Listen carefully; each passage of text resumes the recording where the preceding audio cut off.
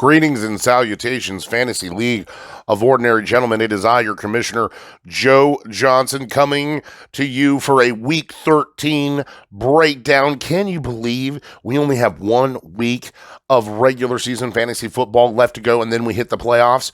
My goodness. But hold your horses. Before we get to that, that'll be for tomorrow. We're going to break down all of the situations that happened in Week 13, including the fact of all of our elimination possibilities. Only one manager was eliminated from playoff contention, which means going into Week 14, of the 3 playoff spots available, 7 owners hunting, and we're going to have 4 people left out. So, if you are joining us today, take a moment, like and subscribe, get us out there. We appreciate you. If you are new, this is not your typical, just breaking down matches and players. We do a little bit of that. What it does is we give you an insight into one of the world's, if not arguably, let's be honest, the best fantasy league ever out there. And if somehow what happens here in Fantasy Gents helps you make a decision in your league, then more power to you. We're just glad that you're joining us. If you're one of my usuals, you know what to do. We're pushing out all the distractions, no kids, no wife, no paperwork, nothing for the next hour, 45 minutes-ish. It is all Fantasy Gents, so take a moment, get something to eat, get something to drink, turn up the volume on your listening device, and let's break down everything that happened in Week 13, and we're going to start with that Game 1 matchup. It didn't mean anything, at least not for our playoff situation, which is why we lean off with it. It means a lot. If you look at the grand scheme of the league, it means a lot to the owners that are in this game. And Evan gets a huge win, 149-97 over Jack Little Raven. And it very much gets you towards the top of what's going to be the consolation ladder. As we know, both these owners are have been eliminated from playoff contention. What it means for you, Brock, production, which you like to see, a 150 number. It means that Jack stays down at the bottom, and you are at least looking like round 1, going to be nowhere near that forever unclean matchup, because that's what this is now. If you're already eliminated, that's what you need to be. You want to be at the top. That 7-8 area, nowhere near the 13-14, because if you can at least get the 7 and 8, that means even if you were to lose 3 games, there's no way you're going to find yourself in that final forever unclean round 3 of the playoffs. So we'll break down, not really a lot to talk about in this game. Patty has an okay day, 16 points. The one time not starting Baker actually works out in your favor. The big points, Josh Jacobs, 21 points. That offense running through him. Najee Harris, great day. What did I tell you, man? You're not really afraid of that Cincinnati defense. Justin Jefferson back in the double digits, 16 points.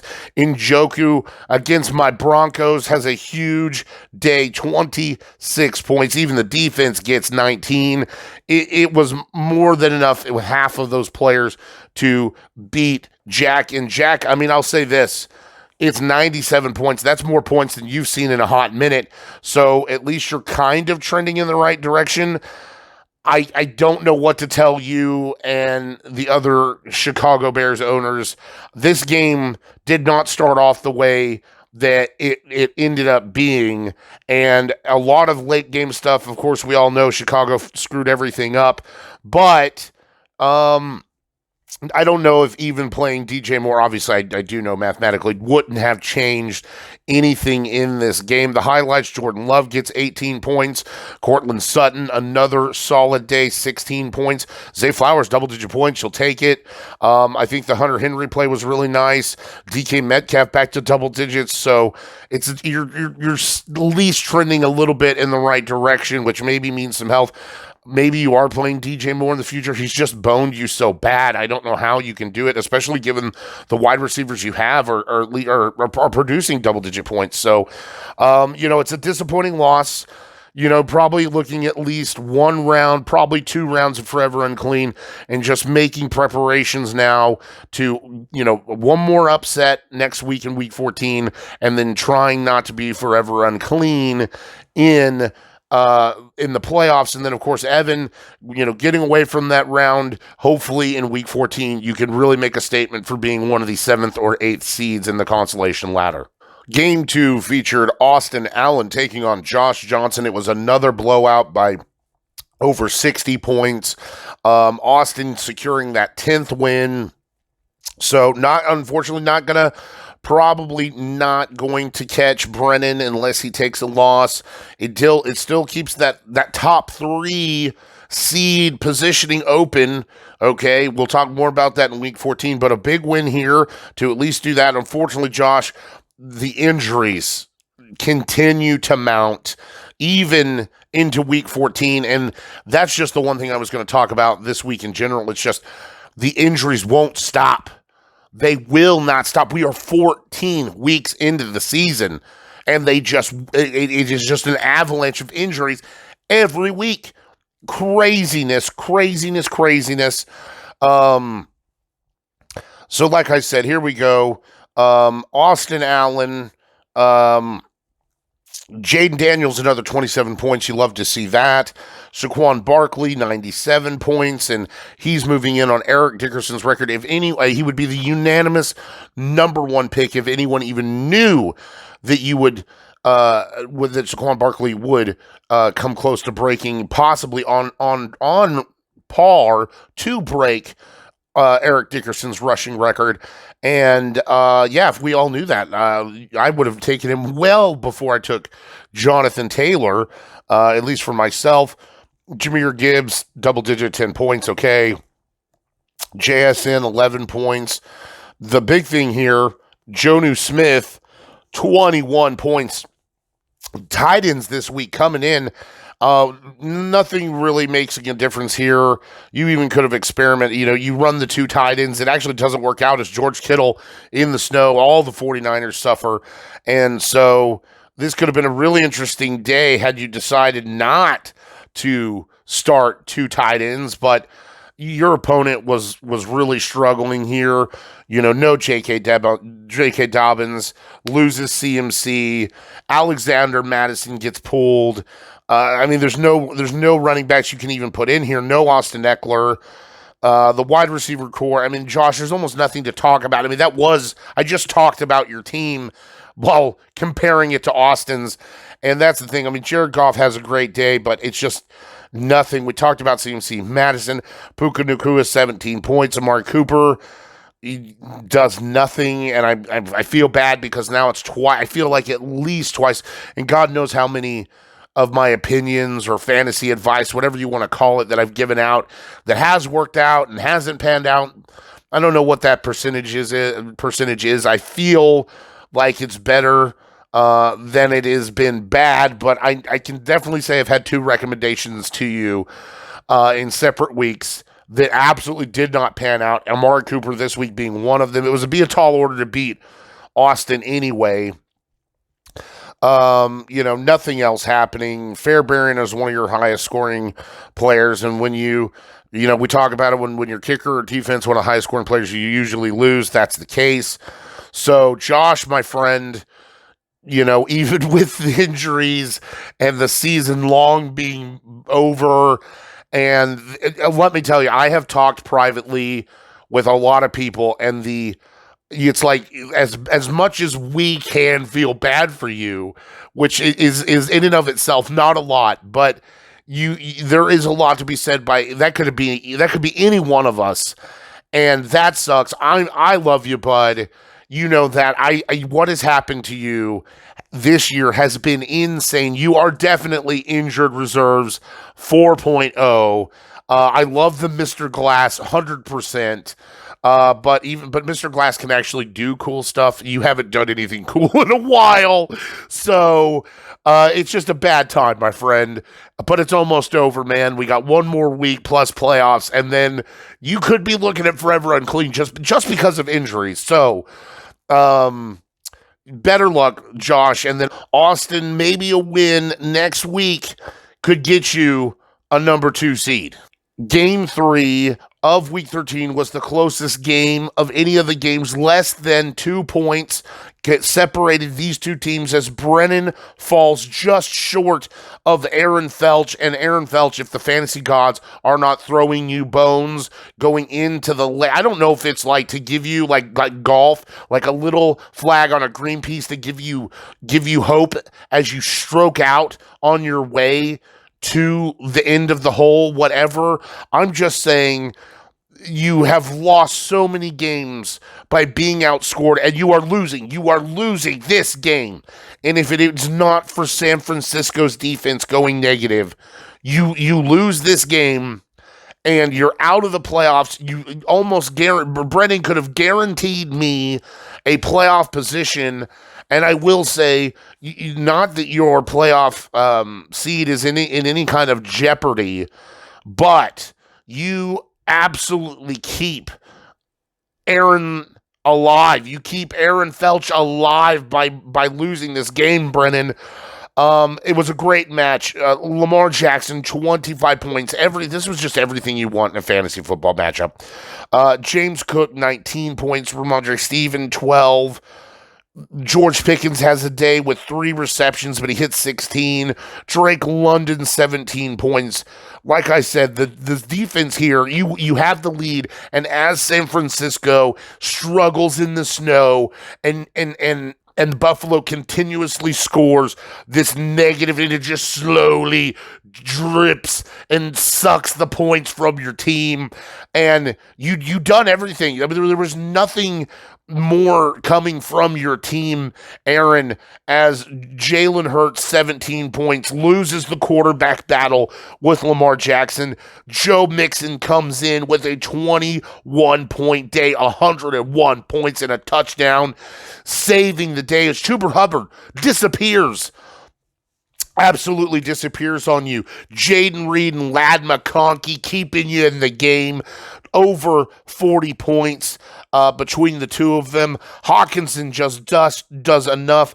And then Kyron Williams, who starts off this game really, really bad, ends up with 104 points. But even then, you'd hit 113, and you weren't, it was obvious you were not going to get any more points, if anything, maybe a point or two, but it wasn't happening. You were stuck at 113, 114, and then you just started to see San Francisco's defense go negative and negative and negative, and it absolutely is the gods giving you justice. It is 3 wins in a row against top-tier opponents. You couldn't find a win at the beginning of the year to save yourself out of a paper bag, and all of a sudden you're on fire. You're within the grasp of getting a playoff position, and a huge win over the number 1 seed.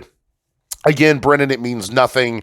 You're good. You're cruising until you're good until week 2 of the playoffs, my man. So you're just having fun, eating cake. But it means everything. It means everything for Aaron Felch as he hunts for a 7-7 record to maybe get into the playoffs in week 14.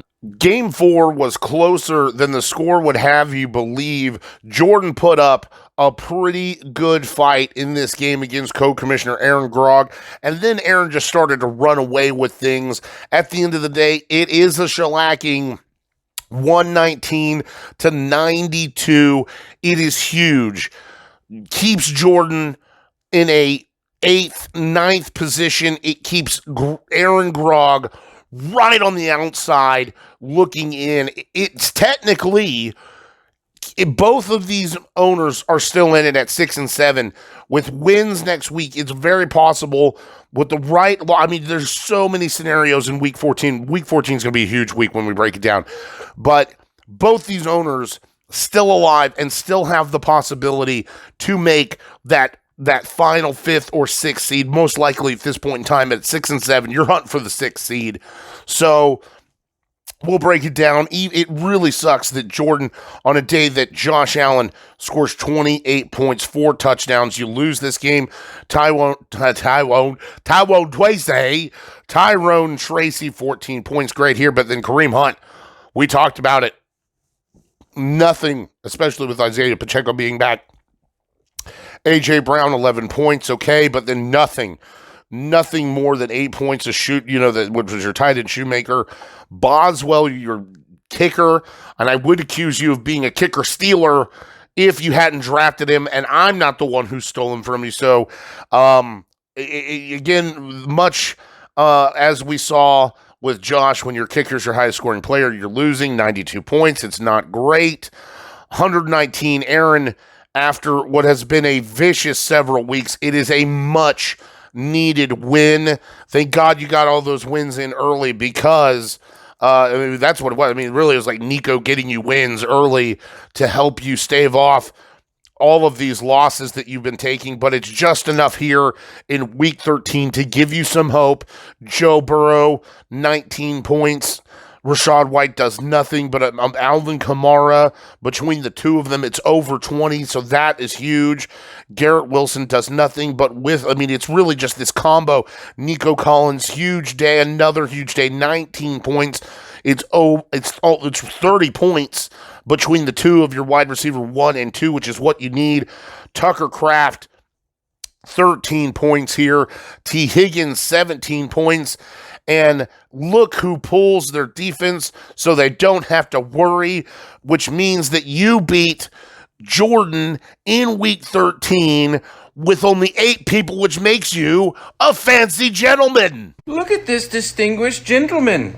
And that's just the kind of wins. You need fancy gentleman kind of wins to hold on to these playoff positions.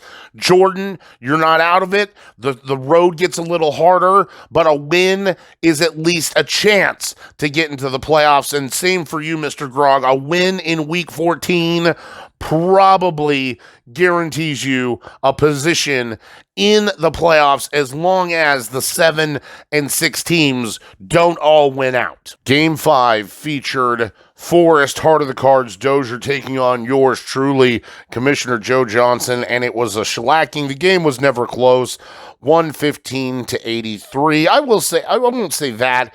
It was close at first. Forrest, you had a lot of games happen due to the holiday season, it being Thanksgiving and everything. So you had amassed like 50-ish points really, really early, but it was spread out across like 4 or 5 players. So the scoring was pretty average as your team moved forward. And then by Sunday, there was just nothing going. It was a 80-point game, 70-something point game going into Monday night, 60. So it actually would have been a 80-point game. So, Bo Nix isn't going to put up 80 points. No fantasy player is going to put up 80 points. So, you put in Jameis Winston. This game gets real close. You get up to like 111, but there was just no way. You can't beat yourself up over that. There's no way you knew that was going to happen, especially with, no Cedric Tillman. And I don't know what our defense was doing. Thank God the offense came to play. Other than that, you played everything great. MVS got 11 points, but on 2 receptions. So, even Tate Dell, gets 3 points. It's 1 reception, could have been any difference. It's just that MVS gets a touchdown here, so you're not beating yourself up over that either. Aaron Jones gets stifled by the Arizona defense. Your big plays, Travis Kelce, 13, Jalen Waddle, 11. At least you like to see that from Jalen Waddle.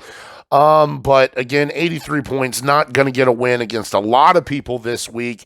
And in an unknown, really, I feel this, again, I'm on this roller coaster.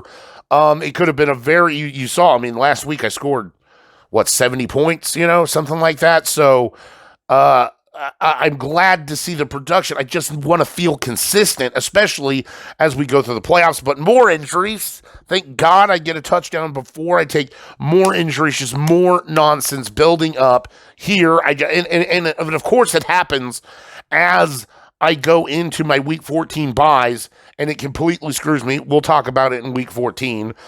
But Kyler Murray, 15 points here. Jonathan Taylor, let me just say how much I hate Anthony Richardson. Okay, I don't even care that he had a semi-decent day yesterday. Okay, up until the last minute, like receiving touchdown, which saves Jonathan Taylor's day and helps me cross the 112 number. This was not good. This was not a great day. Okay, he had 10 points, and Anthony Richardson has vultured 2 rushing touchdowns. One he was able to convert, one he wasn't. But I guarantee you, I feel like Jonathan Taylor would have been able to convert them because that's his job, okay? And I absolutely I am so done with Anthony Richardson and Indianapolis. I will never talk about Josh, non-draftable players. My list, LaShawn McCoy, will never do it. Najee Harris, won't ever draft him again. I get he's having a decent year, really, even in the latter part of the season. Okay, I'm not doing it. And I'm going to throw Jonathan Taylor. We can throw Michael Thomas if he played, but he doesn't. So, yeah, just throw Jonathan Taylor onto my never drafting as long as he's playing with Anthony Richardson and the Indianapolis Colts ever fucking again. James Conner, the volume dropped off a little bit. It's Minnesota, still hit double digits. It looked good. I'm okay. MHJ, huge last minute touchdown. It wasn't last minute. He came late in the game, but at least finds the end zone between him and Murray, gets me 30 points. That's what you're looking for. 30 plus points with your stat. Talk about last minute touchdown. Brian Thomas Jr. in a game where Trevor Lawrence goes out again, so now more unknown with Brian Thomas. Dallas Goedert, thank God, falls into the end zone before, now probably going on IR, or at least he's going to miss 1 or a couple weeks. So now I have no tight end for week 14. Chase Brown just is on fire, keeping me alive.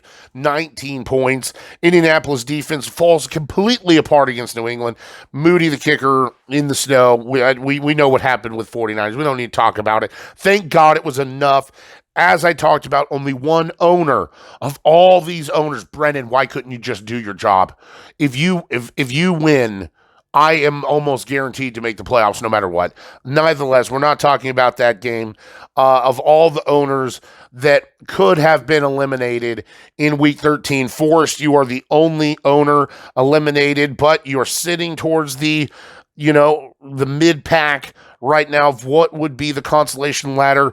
Looking for wins in Week 14 is going to help you get away from that. You don't want to be forever unclean again, and I'm just going to keep it going. If I get a win, I'm in the playoffs. If I hit 7-7, it's going to get interesting. It is alive, and I'm talking seriously alive. The Cinderella story continues after Thanksgiving. What did I tell you? She's not ready to go home. This ball's going to continue. Brock gets 150 points over Derek Ash, and it helps me in the fact that I needed Derek to lose. I did not need, all of us hunting for a playoff position, did not need anyone to take away one of the 3 remaining spots. And huge win, Brock, as you continue, as I said, continue the Cinderella run. It's just spectacular. I mean, how rare is it that somebody goes 0-6 basically to start the year, okay?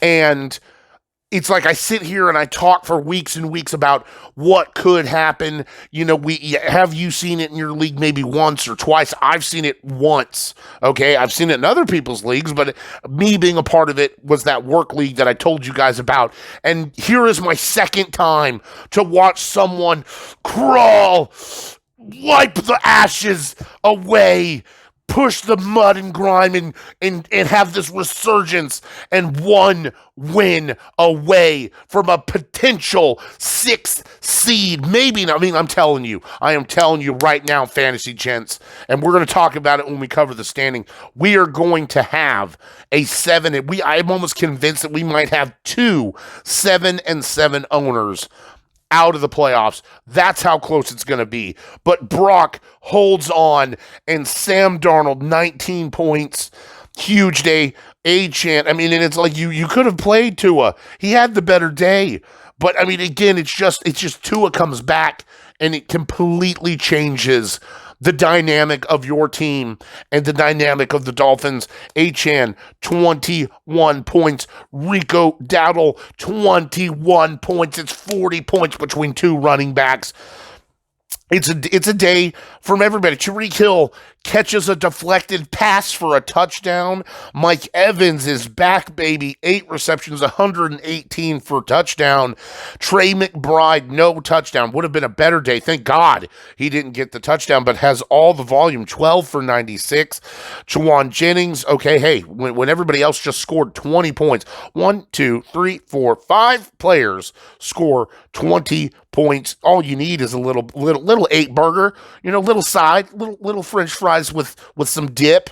Philadelphia, doesn't matter. Kicker gets 11. The bench even has a semi-nice day. You're not starting Keenan Allen, okay? Aaron, don't let DJ Moore or whoever, Jack, don't let DJ Moore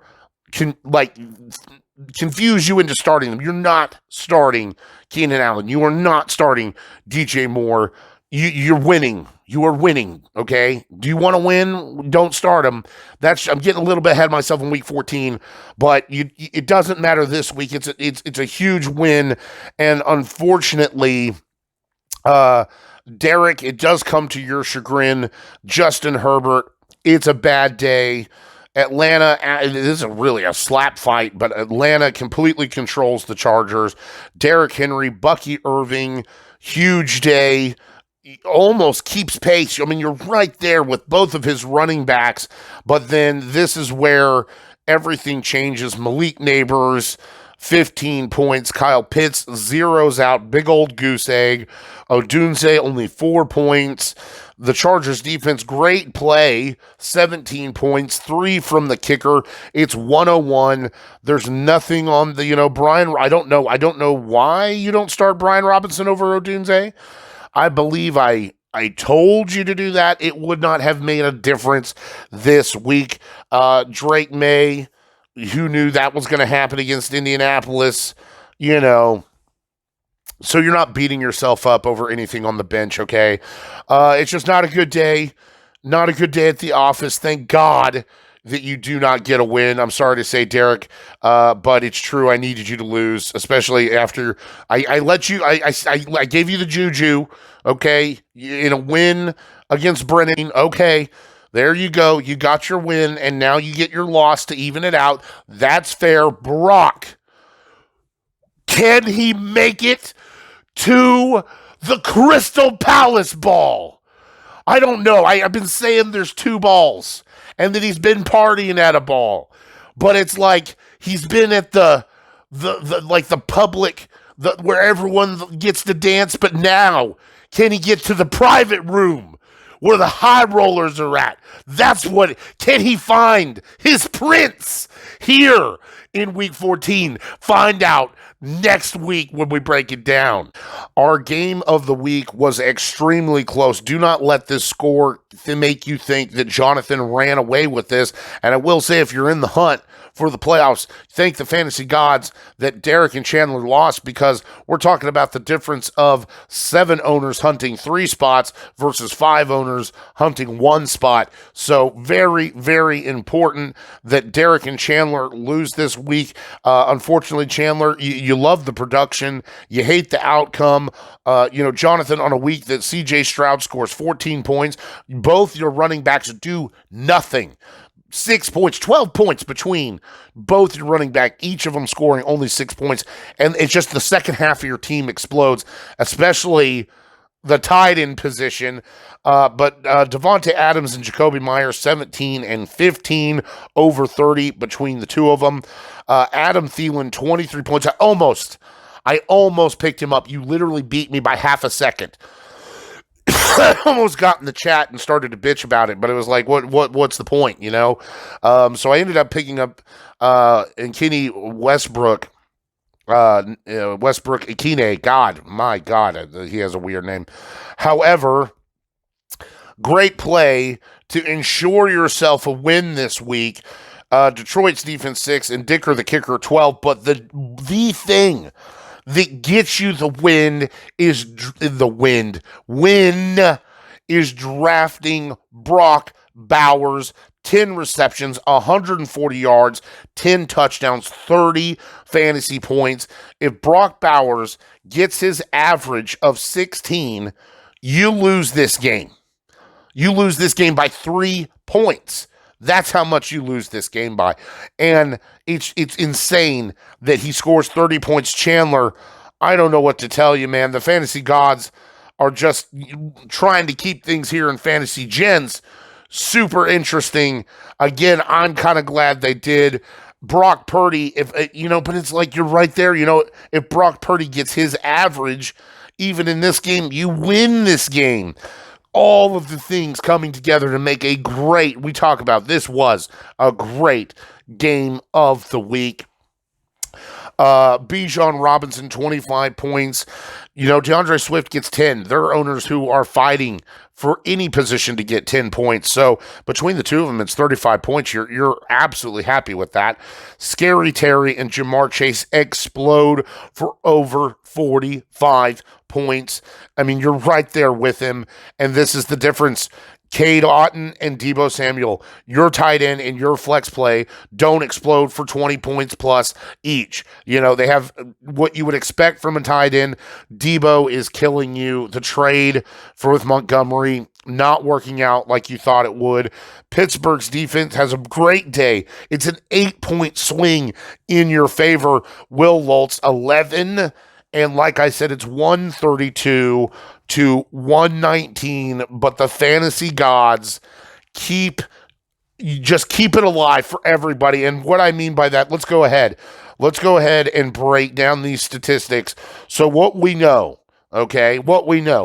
Brennan Scala is unanimously number one. He could lose next week. That'd be his third loss in a row. Doesn't matter. Gets a bye week in the first round. Doesn't even have to worry about fantasy football in Fantasy Gens until week 2 of the playoffs. He's on cruise control. Jonathan Andrews and Austin Allen will end up fighting for what could be 2 or 3. So Austin and Jonathan, if one of you wins and the other doesn't, you're going to snatch that number 2 seed, that so important round 1 bye week. Okay, but neither one of you are going to fall lower than 3. No one's going to take that from you, I should say. 7-6. If we win, boys, Chandler, myself, and Derek will be in that order. If we all win, there it is. That's the order that we go into the playoffs at 4, 5, and 6. It would not matter if Aaron Grogg, Brock Hudgens, Jordan Payne, or Aaron Felch were to win. Now, let's throw some chaos ideas. Let's say that any one of us that are 7-6 lose 7-7, and anyone who's 6-7 wins to go 7-7. You're going to start looking at who did you beat that week? Who do I have tiebreakers against? Who is going to possibly jump me if we fall to 7-7? And I will say there are tough matchups for the owners that are 7-6 and some rather easy matchups for 6-7.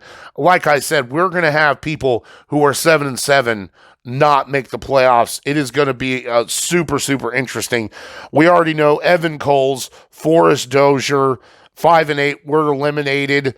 Josh and Jack have been eliminated for some time. You guys, in week 14, you're hunting the upset. You're hunting the chaos. You are hunting to keep these people, to bring them down into the slums, to bring them down into the gutter with you so that they have to live the misery that is the consolation ladder. And then the whole fight for Forever Unclean will begin. So there we go, guys. Week 13 in a bag. Join me tomorrow for a week 14. It's the last week of the fantasy season. I appreciate having you here with me today. Don't have too much fun without me. Take care. Peace out.